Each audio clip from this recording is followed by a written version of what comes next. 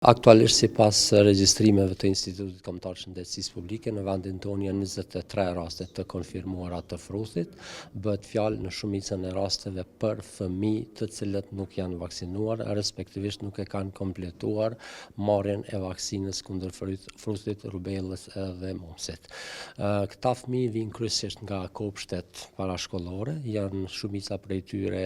të moshës 1 deri në 2 vjeç dhe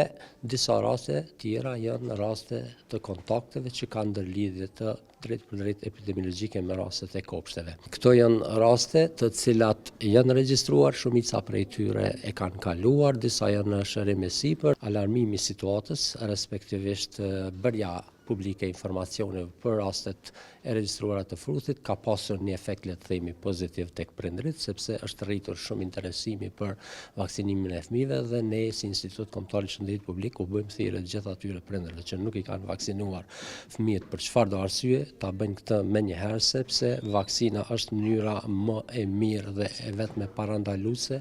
kundër fruthit. Vaksina kundër fruthit jepet prej më shumë se 60 vjetëve, është një vaksinë ndër më të sigurtat dhe tepër efektive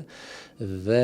nuk prodhon efekte anësore të cilat do të mund të ishin shqetësim për prindërit. Vaksina duhet të kompletohet, do të thotë doza e parë duhet të japet fëmijëve në moshën 12 muajshe, doza e dytë siç e thash në moshën 6 vjeçare, por nëse ndonjë prind për ndonjë arsye të ndryshme e ka vonuar marrjen e dozës parë, nuk ka problem, mund të japet në një afat më të spostuar, por më rëndësi është që fëmia të vaksinohet. Fruthi nuk është një infeksion siç është gripi, le të themi, por është shumë më serioz dhe 1 në 6 raste ditë të jap komplikime shumë të rënda siç janë ndezja e cipave të trunit, probleme me sistemin mushkëror, madje në raste ekstreme mund të shkaktojë edhe vdekje.